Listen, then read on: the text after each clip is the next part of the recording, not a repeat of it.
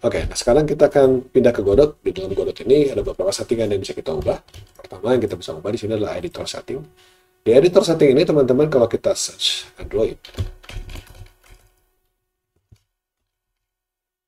kita punya di sini ada Android SDK Pad. Nah, di sini kebetulan saya sudah pasang teman-teman. Tapi kalau teman-teman belum ada di sini, belum punya debug store di sini, teman-teman bisa pasang dulu Android SDK-nya di mana.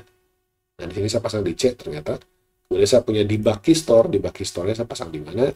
Ya, kemudian di sini saya punya debug store usernya namanya apa, saya punya debug store pass-nya namanya apa.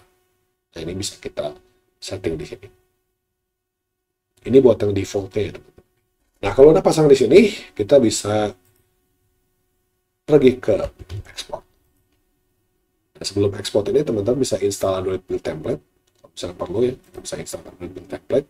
Kalau misalkan kita belum install, teman-teman bisa install. Kalau saya di sini udah install, jadi saya nggak perlu install lagi. Dan saya tinggal project, kemudian saya export. Saya tambahkan di sini sebuah Android. Nah, Android di sini. Android build ini teman-teman kita punya template ya, kalau perlu template, tapi karena kita nggak punya template, kita nggak usah ada. Di sini saya bisa pilih mau ekspornya APK atau AAB. Kalau zaman dulu kan teman-teman kalau tahu yang namanya program Android selalu namanya ekstensinya APK. Sekarang itu kalau untuk Google Play Store teman-teman kita menggunakan ekstensinya namanya AAB. Jadi kalau teman-teman pengen di deploy-nya nanti ke Google Play Store, teman-teman pilih yang ini. Kalau teman-teman pakai yang biasa, kita pakai yang APK. Nah, tapi kalau kita pengen AAB, teman-teman kita harus on kan si Gradle built-in. Oke. Nah, ini minimum SDK-nya, ini target SDK-nya, minimum itu adalah minimum versi Android yang bisa jalanin. Target SDK adalah target Android yang mau kita jalankan. Di sini ada pilihan arsitektur yang kita mau pasang. Ya, teman-teman di sini pastikan pasang yang 64 juga. Teman-teman boleh pasang yang lain juga. Tapi yang 64 pastikan di checklist. Nah, untuk Android Keystore di sini, di bug Keystore dan untuk yang release Keystore ini, kita bisa pasang di sini, teman-teman. Jadi kita pasang di bug ini. Coba dulu. Oke. Ke repo. Sudah 4 dari sini, 4 repo. Namanya mungkin gara-gara namanya jadi nggak kebaca ya. Di sini punya Keystore, kita punya debug Keystore di sini. Debug Keystore, namanya Android. Debug ya, ini udah sudah defaultnya kayak begini ya. Kalau kita bikin debug Keystore yang sesuai dengan yang kita punya di dokumentasi ya, ini pasti namanya itu adalah Android debug. Ada Android debug, terus kipas Android. Oke. Nah, untuk release kita tambahkan juga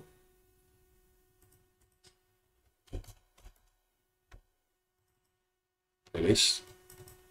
Kita release, kita ketikkan contoh release di sini.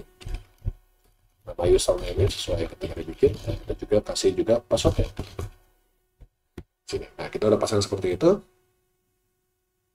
Di sini kita punya version itu adalah versi berapa aplikasi kita. Kalau kita pengen nge-build untuk di Play Store, teman-teman, kita nanti kalau misalkan ada updatean, kita naikin versinya satu persatu. Jadi naik terus versi.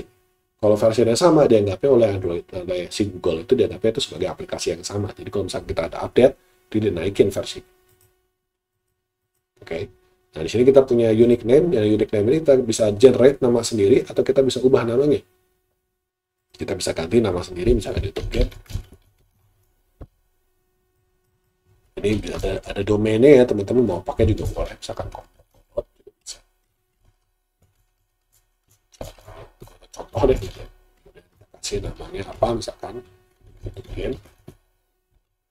Bisa kita ganti-ganti. Di sini ada sign, berarti sign itu berarti dikasih tanda oleh Keystore ya, kayak boleh. Kita ada beberapa pilihan, ada tipe kategori aplikasi, kita bikin game. Ada show di Android TV atau enggak, nggak usah lah ya. Di sini juga kita punya ada launcher icon, kalau teman-teman pengen pasang icon di dalam game kita, bisa pasang di sini. Kalau nggak pengen pasang juga nggak usah. Nah, di sini kita punya XR, kalau misalnya kita mau pakai XR ya, extended reality ya, augmented atau virtual reality.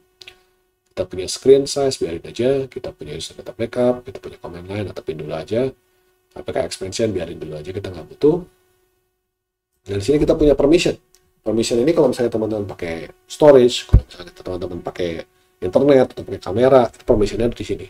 Jadi kalau kita pengen build sebuah aplikasi Android, kita terlebih dulu harus punya namanya permission. Permission ini harus kita setting dulu.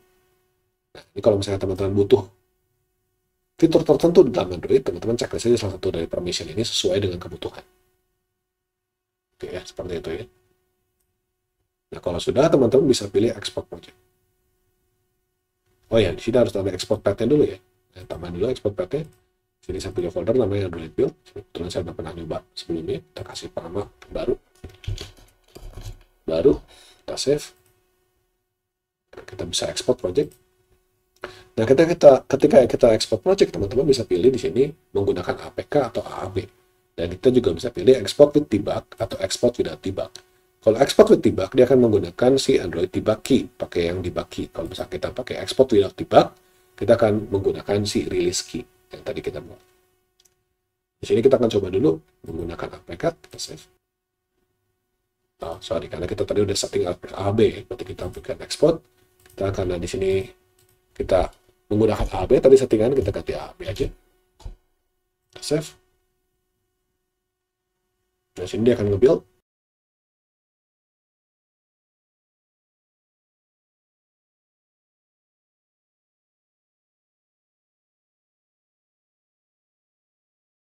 Oke, nah kalau udah seperti ini, teman-teman bisa kita cek di sini.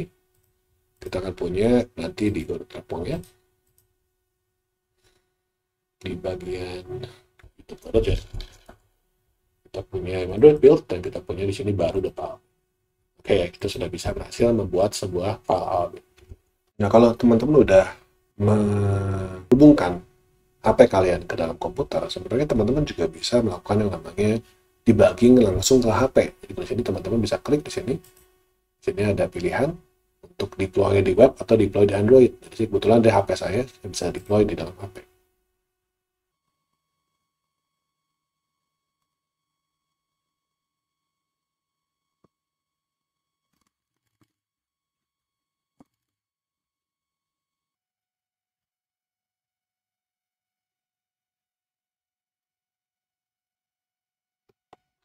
Sekarang kita udah punya si gamenya running di HP saya seperti ini.